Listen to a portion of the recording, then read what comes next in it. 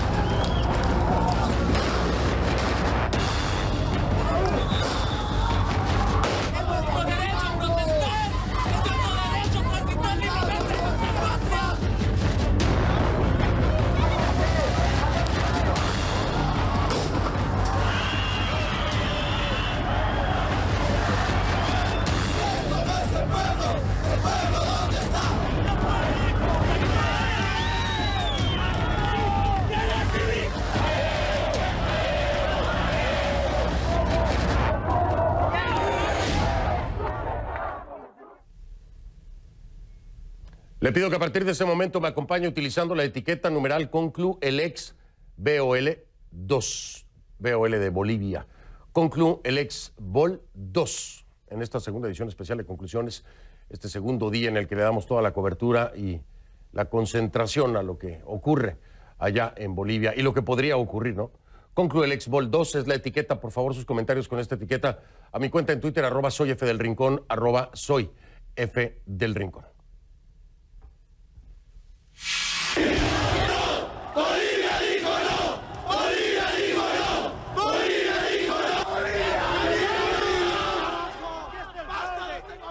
Bolivia dijo no, gritan, eso es lo que escucha usted.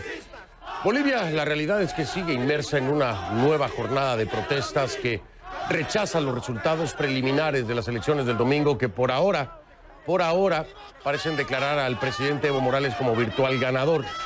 Y es que a pesar de que el domingo por la noche, con más del 80% de las actas escrutadas, el presidente Morales y el opositor Carlos Mesa mantenían un estrecho margen que activaba una histórica segunda vuelta, el lunes, tras una sorpresiva y cuestionada interrupción al conteo de votos por parte del Tribunal Electoral, le estoy hablando de los votos preliminares del TREP, Morales apareció a la delantera, de pronto, ¿no?, con una ventaja aproximada de 9 puntos porcentuales, dejando en entredicho la posibilidad del balotaje de la segunda vuelta. El Tribunal Electoral aseguró que se trató de una falla de transmisión de datos, pero la oposición canta fraude.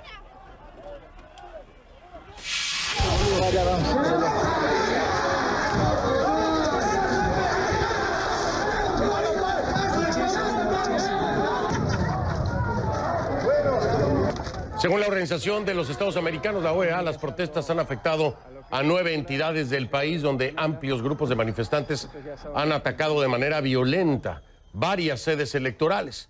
En este video en Tarija, al sur de Bolivia, cientos de personas se agruparon para quemar las instalaciones de la oficina electoral, asegurando que se cometió fraude y acusando al presidente Evo Morales de querer atornillarse en el poder.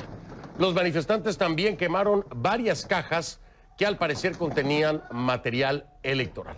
Con el oficial, con el...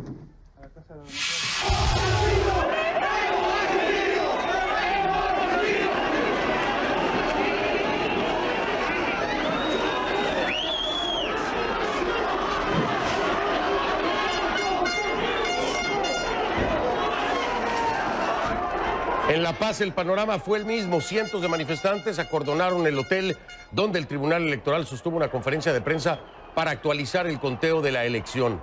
Los manifestantes se enfrentaron cuerpo a cuerpo con los agentes policiales, como lo pudo ver en las imágenes, quienes en respuesta utilizaron equipo antimotín para dispersarlos. Los uniformados apuntaron directamente con gas en contra de los manifestantes. Los descontentos reaccionaron con palos y golpes y unidos reclamaban fraude y acusaron al gobierno nacional de socavar la democracia.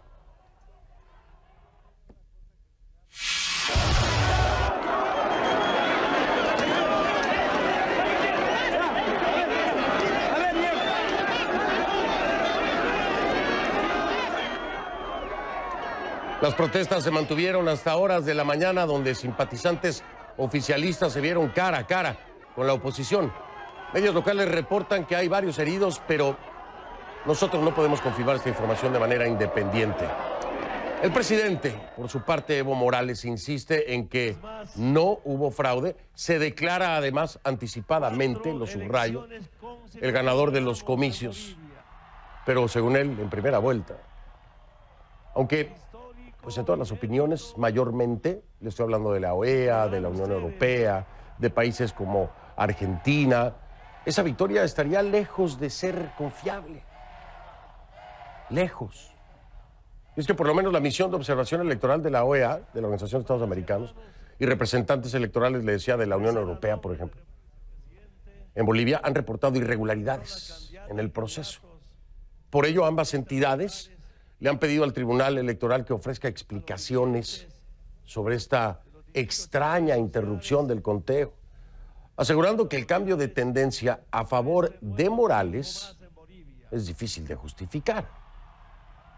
Asimismo, y a pedido de Brasil, Canadá, Colombia, Costa Rica, Estados Unidos, de la misma misión opositora de Venezuela, de la OEA, confirmó que el Consejo Permanente se va a reunir mañana para considerar la situación, para revisar lo que está pasando en Bolivia.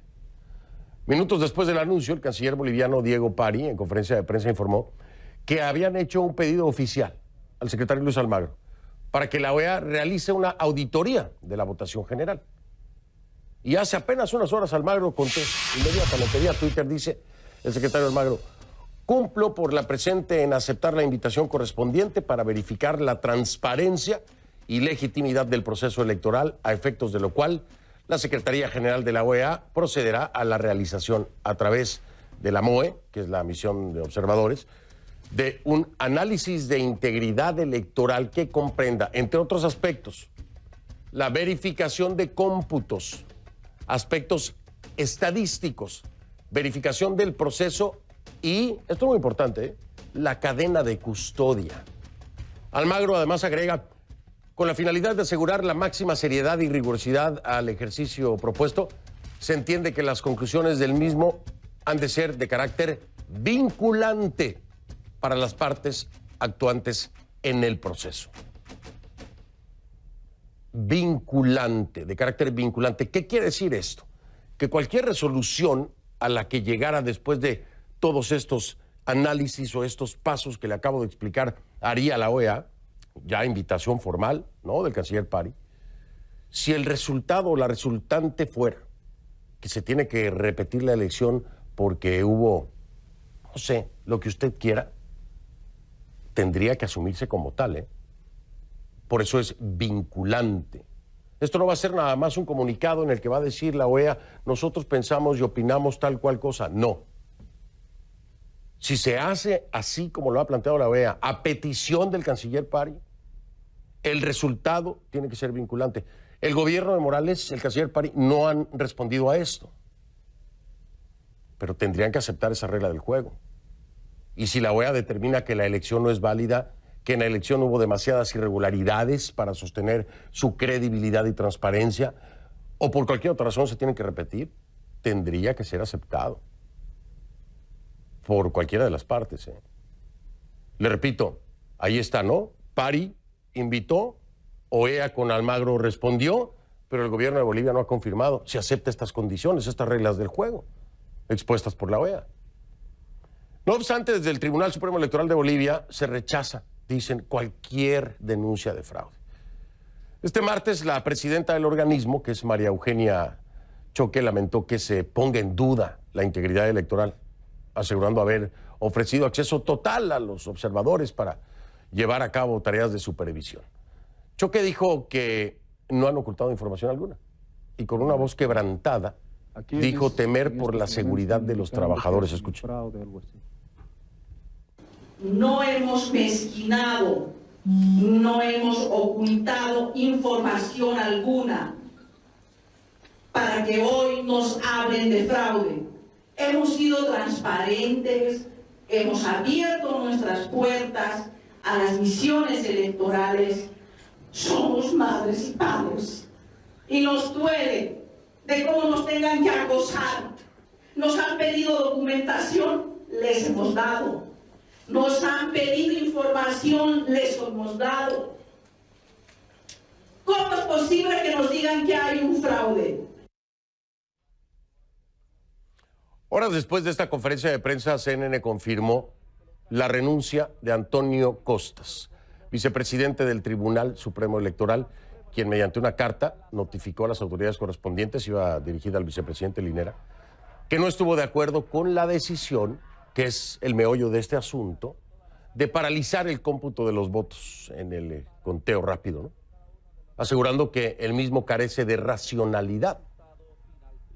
Ojo, le quiero dejar algo claro aquí, después de haber escuchado las declaraciones de la presidenta del órgano electoral plurinacional. A ver, cuando se habla de fraude, no necesariamente son los integrantes del órgano electoral los que cometen un fraude. El fraude tiene muchos niveles de posibilidad, ¿no? Desde las urnas, desde la manipulación de votos, desde la transmisión de la información. Cuando la gente habla de fraude, muchas veces se malinterpreta pensando que se está señalando concretamente al órgano plurinacional electoral. No, es que desde antes puede haber llegado la información ya fraudulenta hasta ese lugar. No estoy exculpando a nadie, pero hay que entenderlo así también. El fraude no se comete en el conteo nada más. El fraude se puede también cometer en la manipulación del voto, de las papeletas, de la transmisión de información. Por eso es importante lo que dice la OEA, revisar la cadena de custodia de cada urna, cuando se cerró, quién la tomó, quién la llevó, quién la contó, y ahí en ese caminito, antes de que llegue toda esa información al órgano plurinacional electoral, ahí en ese caminito puede haber fraude, ¿eh? Puede haber fraude. No se confunda que son muchas las ventanas de posibilidad. Ahora, ¿por qué carecía de racionalidad esta suspensión que nos dice el vicepresidente del órgano plurinacional electoral? Vamos a hablar precisamente con él en este momento para que nos explique qué fue lo que pasó y por qué. Es Antonio Costas. Vamos con él.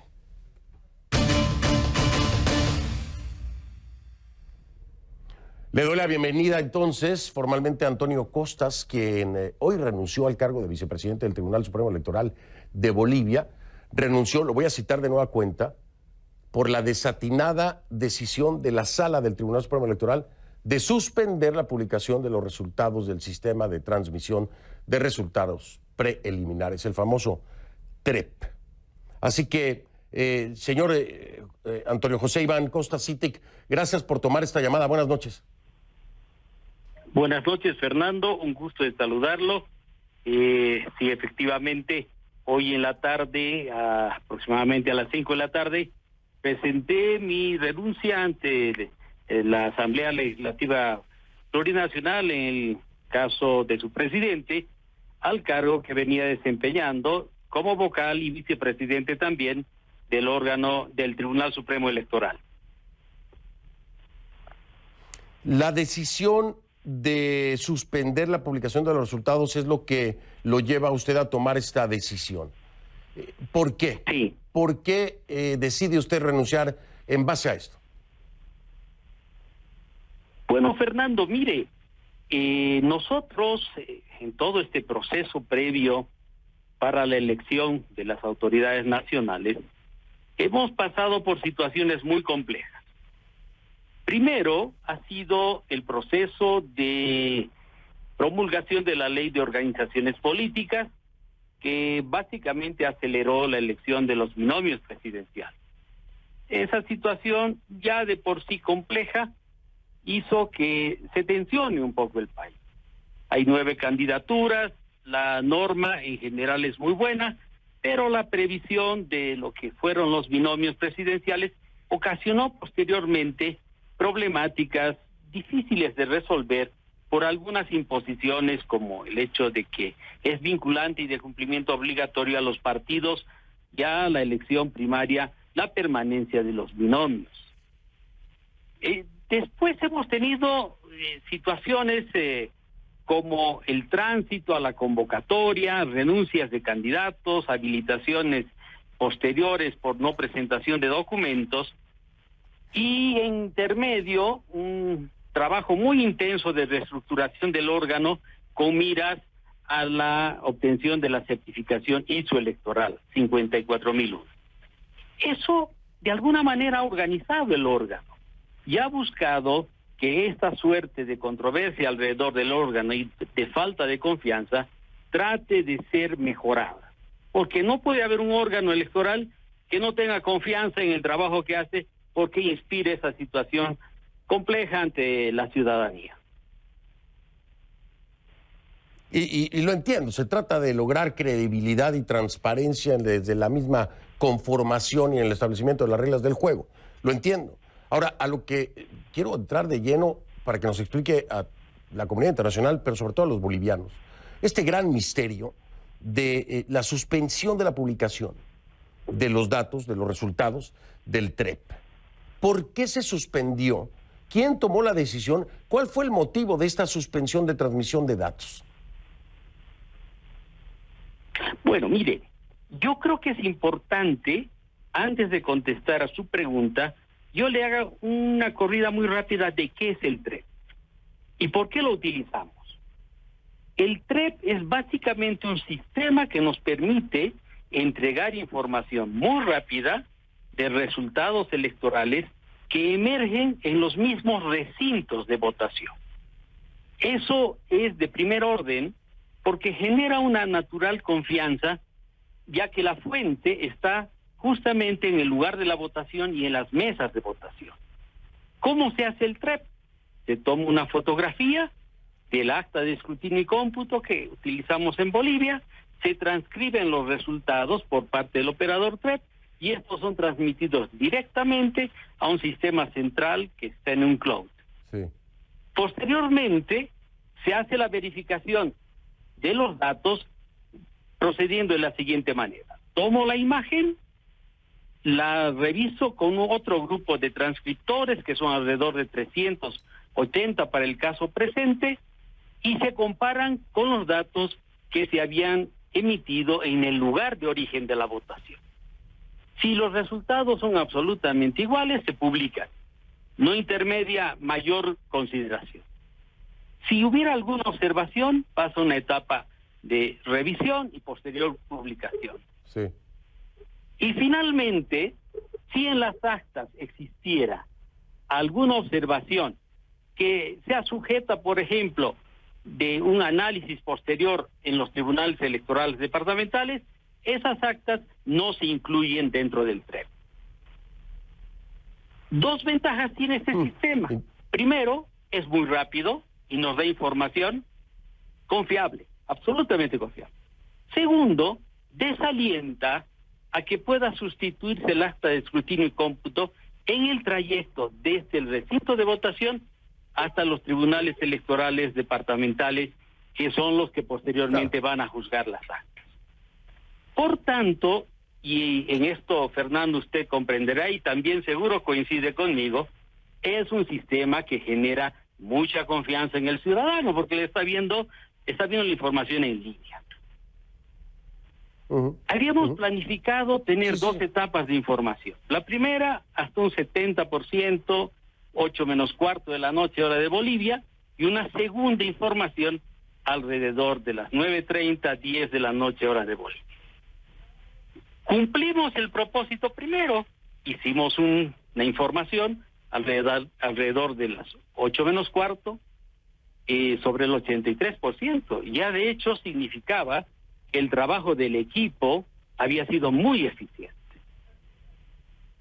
Posteriormente, y de manera intempestiva, yo no entendí muy bien, se corta. Aparentemente fue un incidente técnico fundamentalmente, porque nosotros teníamos una empresa que nos hacía auditoría concurrente y seguramente detectó como un hackeo y ahí se para. En realidad no había ningún hackeo, ¿no? A ver, lo voy a frenar ahí, perdóneme que sea tan detallado, pero esto es muy importante. Le dice usted, abruptamente, no entendí muy bien por qué se detiene este proceso. Me dice usted, pero aparentemente era un hackeo, y ahora me dice que no había ningún hackeo. Primero, dígame, ¿cuál es la empresa que está haciendo esta auditoría para ustedes que determina que pudiera haber un hackeo? O si es esta empresa la que determina que pudiera haber un hackeo y que, bueno, esto frena el proceso. ¿Qué fue? ¿Qué fue la empresa la que les dijo esto? Bueno, a ver, mire, y aquí viene un poco lo anecdótico, ¿no?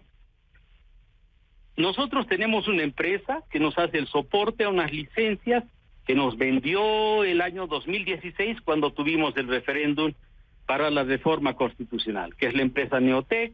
Es una empresa con mucha trayectoria, ha trabajado mucho en Centroamérica, ha trabajado también con nosotros.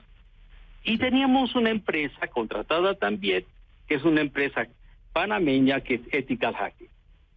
Se había establecido todo un protocolo para justamente revisar el software, identificar vulnerabilidades, hacer todo un proceso de revisión de lo que es perimetral y también de lo que es data.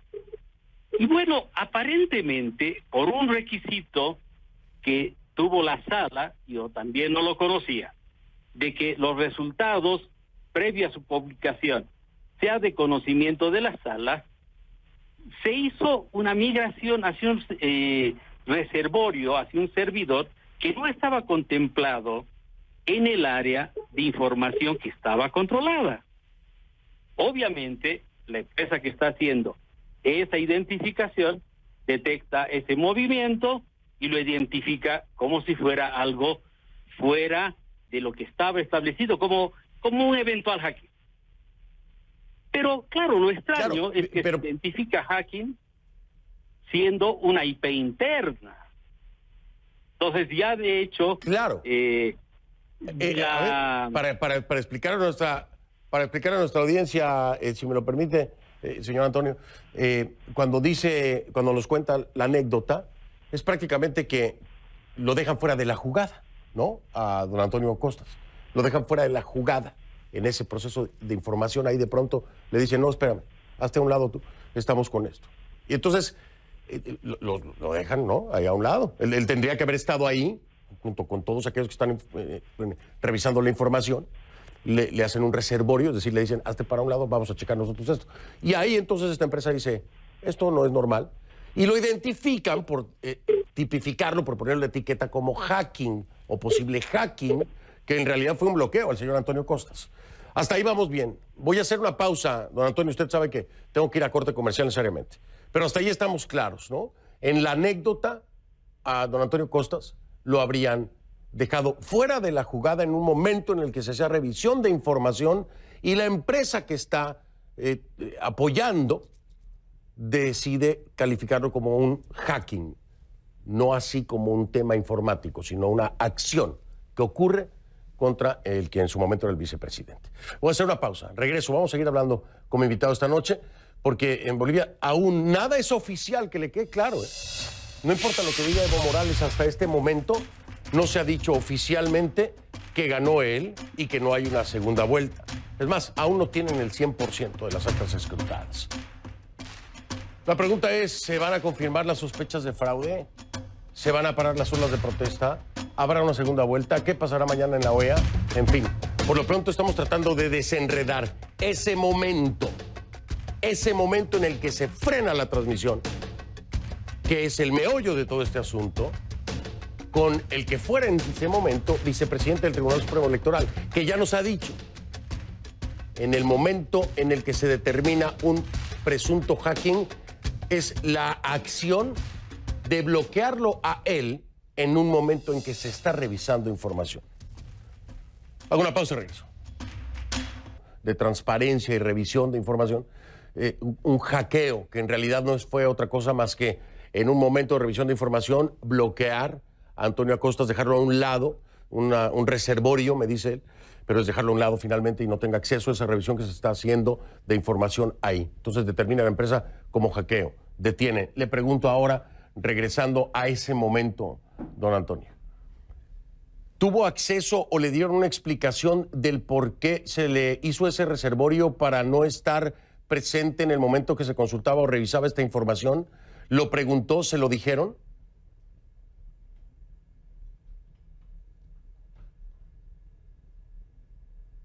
Me dicen, ¿perdimos la llamada? Vaya, qué coño. Acabamos de perder la llamada. Qué pena. Qué pena. Esta pregunta era muy importante. Mire, hagamos algo. Voy a marcar pausa, tratamos de restablecer la conexión y regreso a ver si podemos tener la llamada de nueva cuenta con el ex vicepresidente del Tribunal Supremo Electoral de Bolivia. Ya regreso un momento. Entonces, para no perder tiempo. Ya va. Ya tengo comunicación de vuelta, afortunadamente, con que fuera, en renuncia hoy, vicepresidente del Tribunal Supremo Electoral de Bolivia, Antonio José Iván Costa Cític. Le decía, señor Antonio, a ver, ¿usted tuvo acceso o le dieron alguna explicación o qué información se estaba revisando? Me imagino que usted en ese momento dice, a ver un momento, ¿qué información se está revisando? ¿Por qué no tengo acceso a la misma? Usted confronta, le dicen qué es lo que está pasando y por qué no le dan el acceso a usted.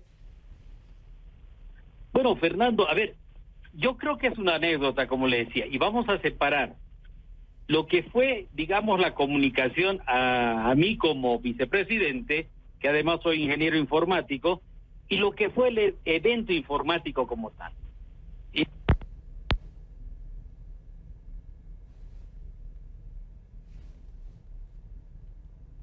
Volvimos a perder la comunicación. La volvimos a perder. A ver, intentamos, ¿no? Intentamos. Estoy hablando, le voy a decir, mientras intenta la producción reconectar, si acaba de sintonizarnos, estoy hablando con el que fuera hasta hoy vicepresidente del Tribunal Supremo Electoral de Bolivia, que es Antonio José Iván Costa Cític. Él presentó su renuncia. ¿Por qué presenta la renuncia ante el Ejecutivo en una carta dirigida al vicepresidente Linera? Bueno, lo hace por el momento en el que se suspende la publicación de resultados del sistema de transmisión de resultados preliminares electorales, que es el TREP, que es lo más parecido a una boca de urna, ¿no? Para que lo entendamos en toda Latinoamérica, que son resultados preliminares, que son los más rápidos, pero que también tienen filtros.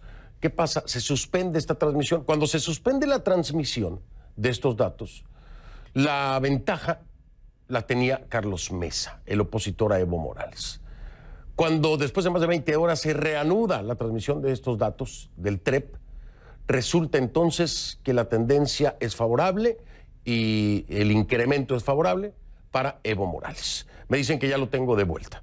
Esto es todo lo que ocurre, ¿no? Ese es el meollo del asunto y le parece al señor Antonio Costas que esto es suficiente pues para tomar la decisión de renunciar. Me decía entonces, don Antonio, ¿confronta, le explican o no le explican? Algo me estaba... Dígame. Sí, yo quiero resumirle el hecho en sí.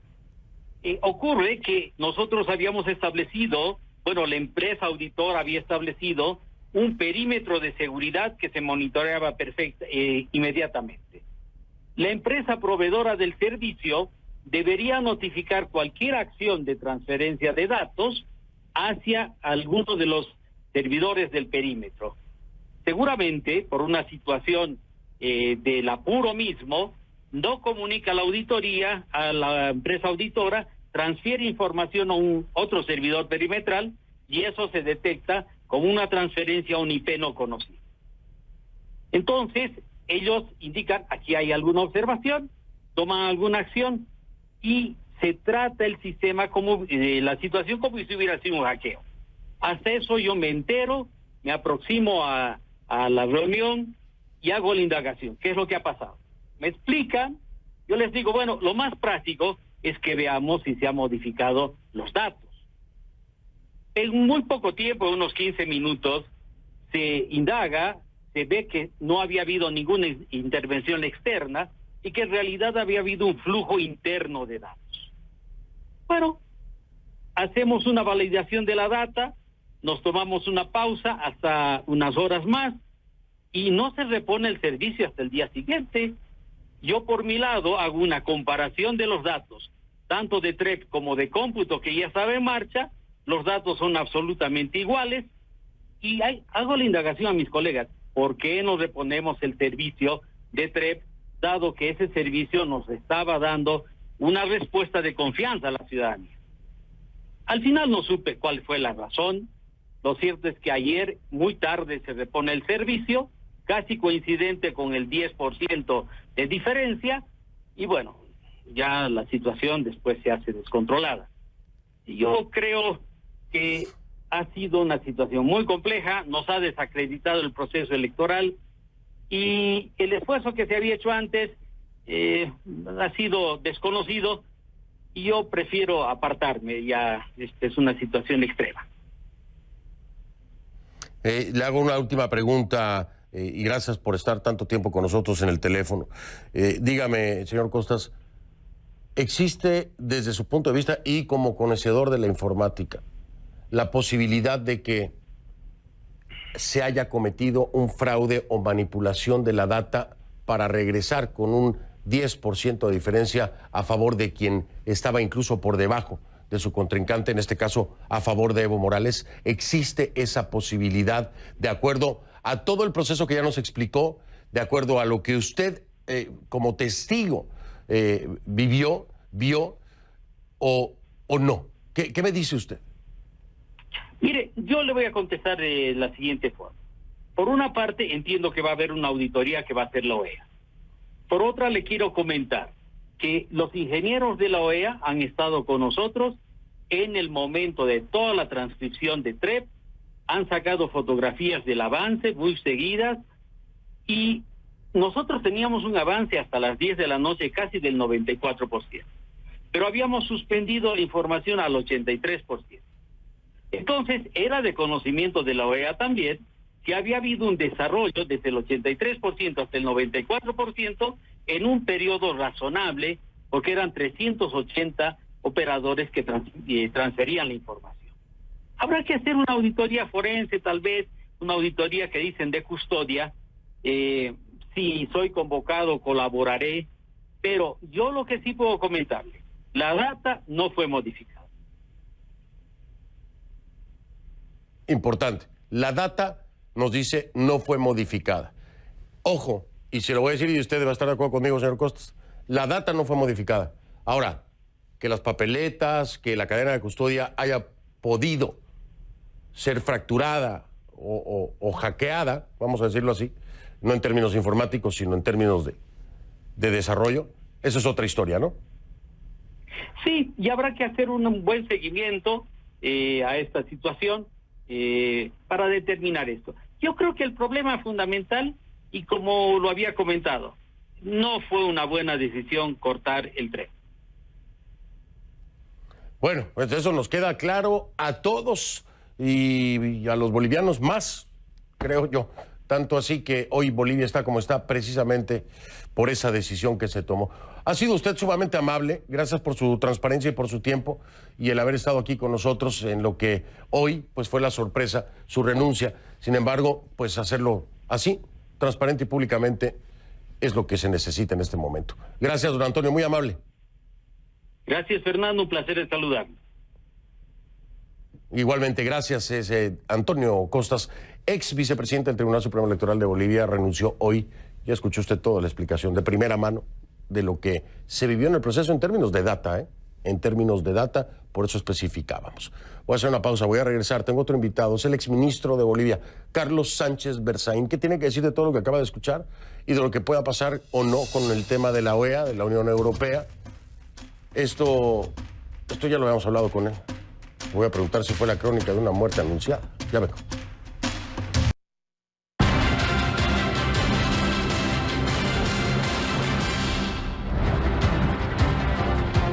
Le doy la bienvenida de inmediato a Carlos Sánchez Berzaín, catedrático, politólogo, exministro de la Presidencia de Gobierno y de Defensa durante la presidencia en Bolivia. Ahora es director del Instituto Interamericano por la Democracia. Don Carlos. Encantado, Fernando. Un placer. Mucho gusto. Oiga, nos alargamos con la llamada, pero usted estaba muy pendiente. Creo que valía la pena, ¿no? Sí, sí. ¿Qué me dice de lo que escuchó? Que usted lo tenía a punto de la confesión y el corte de la propaganda salvó con los otros dos cortes más, pero ha quedado claro de que primero él ha denunciado porque hay irregularidades. Esa denuncia es una confesión. Y segundo, de que el hombre, en lo que puede ser el margen de buena fe que tiene, está ajustado por un régimen que es un régimen terrible. Bolivia es una dictadura desde hace mucho tiempo, es una dictadura electoralista. Él se ha prestado a jugar en un órgano que no tiene ninguna independencia y que es el garante del fraude, no es el garante de la libertad del voto. Y él mismo lo ha confesado, porque primero ellos son los que habilitan a Evo Morales, que es un candidato que no debía estar habilitado. Si él tenía un principio de idoneidad, tenía que renunciar ahí. Después fabrican unas primarias que él mismo ha explicado las dificultades, tenía que haber sido ahí. Bueno, más vale tarde que nunca, señor Costas, pero ha quedado enganchado con toda la parte de fraude electoral que se ha hecho hasta ahora y quedará liberado de esta parte en la que es testigo de primera línea y prueba plena de que hay fraude electoral y por eso se va. Hay un tema de... ¿qué le puedo decir?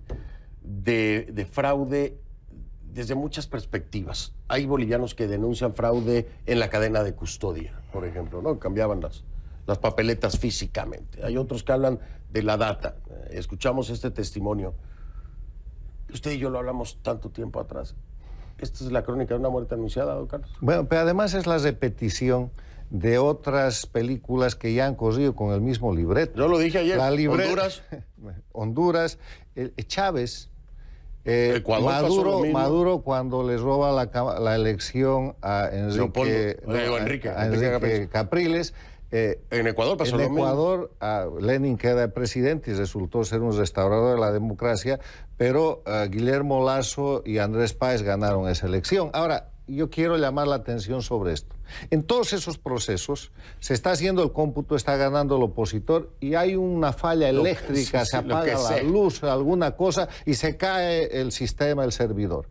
Después de eso dejan de hacer el cómputo y regresan y aparece ganando el oficialista. Pero en todos los casos... No,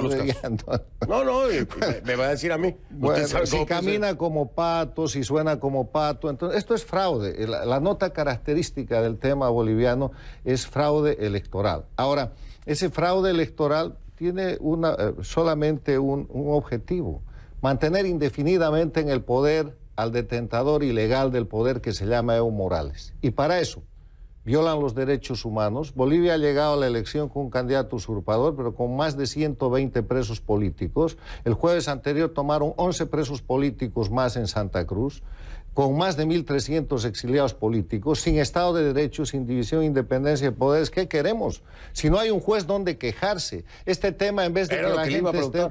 Lo de la OEA, ¿qué le parece lo de la OEA? Bueno, lo de la OEA, después de que el señor Almagro fue a Bolivia y dijo que era el derecho humano de Evo Morales ser candidato, ¿qué se puede esperar? Yo estoy con Vivanco. Vivanco tiene el aporte y el pedido serio. Carta democrática. Señores, la Carta Democrática Interamericana. Los bolivianos le estamos pidiendo a la OEA desde hace años que haga un informe sobre la Carta Democrática Interamericana para Nicaragua y para Bolivia, no solo para Venezuela, porque la Carta Democrática dice derechos humanos, Estado de Derecho, división, independencia de poderes, elecciones libres y libre organización política. No pasa el examen Evo Morales porque no habrían manifestaciones en Bolivia si hubiera un tribunal independiente donde presentar un escrito y tener garantía de idoneidad y de imparcialidad. La gente está en la calle, primero porque el gobierno dictatorial la está agrediendo. Ayer le han roto la cabeza a un rector, han hecho una cantidad, y todavía el gobierno sale y dice hay agresión, hay violencia de parte de los manifestantes. Y la gente está en la calle porque no hay confianza, no hay juez idóneo, no hay Estado de Derecho. La gente está en un proceso en el cual ha tenido que acudir a las reuniones cívicas, a las reuniones de los vecinos, para pedir un poco de garantía para su voto y decir que si se hace fraude no van a reconocer aquello. Ahora, déjeme ser lapidario como normalmente con algunas de mis preguntas, ¿no? En todos los casos que ya hablamos, don Carlos, con la OEA, NOEA, UEA, todas las letras del abecedario, los que se quedaron fueron los oficialistas. Es que se van a quedar. ¿Qué va a pasar en Bolivia? ¿Se va a quedar Evo? El fraude está hecho para que se quede. Claro, ahora, esta es una... O sea, usted me dice, de aquí no hay vuelta atrás. No, yo le digo lo siguiente. Esta es una comedia en varios actos, una tragicomedia, y estamos en el penúltimo acto, que mañana o pasado, antes del jueves, están esperando sacar sus manifestantes a la calle. Lo que en Venezuela son los colectivos, en Bolivia son los movimientos sociales o los sindicatos cocaleros, y mañana salen a la calle dizque a defender la democracia y a reclamar por el proceso de cambio. Entonces, una vez que hagan eso, el Tribunal Electoral va a tener la cobertura y va a cerrar esto declarando que Evo Morales ganó en primera vuelta. Y ahí va a venir un proceso, como lo hemos visto en Nicaragua y todavía se sostiene, como lo estamos viendo en Venezuela, de represión. Van a empezar a decir que hay daños, que hay agresión, que hay muertos, que lo que sea, y el gobierno va a acusar de los crímenes que comete el gobierno a las víctimas, como pasó con Leopoldo en Venezuela. ¿Usted ve a Mesa siendo uno de esos acusados? No, yo espero que Mesa esté a la altura de las circunstancias y defenda la democracia, pero va a pasar una cosa importante. Hoy día el mensaje de Bolivia es fraude electoral, segunda vuelta. Cuando Evo Morales haga firmar el fraude y se declare en primera presidente ilegítimo en primera vuelta, ese mensaje va a cambiar. Y el pueblo boliviano le va a decir fraude electoral fuera Evo. Y ahí viene la disputa. O sea que se quede Evo o no se quede Evo, ya va a ser un ejercicio. Oiga, y le pongo este escenario, tengo 2 minutos. Una jugada, ¿no? ¿Y si vamos a segunda vuelta y después gano? El que está tomando esta decisión no es Evo. Es la Embajada de Cuba en La Paz, por decirlo lo más suavito. Y esa gente no hace esa jugada. ¿Ese fue lo más suavito? No hace esa jugada. Esa gente no hace esa jugada, esa gente la tiene y está ahí para no ceder el poder y sabe que en la segunda vuelta son más problemas y que Evo tiene en contra del 70 al 80% de los bolivianos. Y que si los han agarrado en este fraude, donde están haciendo un fraude de 20 o 30%, los van a reagarrar cuando tengan que hacer un fraude de 40 o 50%. O sea que los titereteros no van a hacer esa jugada y lo podemos certificar en un par de días. Usted me acaba de dar la ruta crítica de lo que vendrá, bueno, nuestra audiencia, por supuesto, de lo que vendrá en los próximos días, en las próximas Porque horas. así ha pasado en Venezuela, en Nicaragua, en Ecuador. Yo lo escuché con mucha atención. No es que yo estoy inventando Me parece nada. que es un guión repetitivo. Estoy sacando el guión aplicado a uno de los países satélite que es víctima del castrochavismo y que hoy día ha reaccionado tirando al suelo una estatua de Chávez que estaba en Riberalta y sacándole la cabeza, como sucedió en Irak, porque el pueblo boliviano se da cuenta que está intervenido, que son los cubanos y los venezolanos los que mandan en mi país y que Evo es un vendepatria que ha entregado la patria. Oiga, ¿cómo anda para el fin de semana? ¿Me acompaña en Fuentes Confiables? Siempre a la orden. Para ampliarnos, ¿no? Sí, para porque obviamente vamos a hablar de Bolivia. Habrán pasado cosas. Este capítulo pendiente, de aquí para allá, hemos de haber visto ya la consolidación y la gente estará en la calle. Y Bolivia estará diciendo fraude electoral fuera Evo. Cerrado entonces, ¿no? Para Fuentes Confiables. Encantado. Gracias, don Carlos. Gracias. Bueno, yo hago una pausa y ya no me queda tiempo casi, regreso en un momentito. Soy Fernando del Rincón, gracias por haberme acompañado, como siempre le digo. Si no lo vio en conclusiones, no lo vio. Y si usted quiere, solo si quiere, yo lo veo mañana. Muchas gracias. Yo hubiera dicho...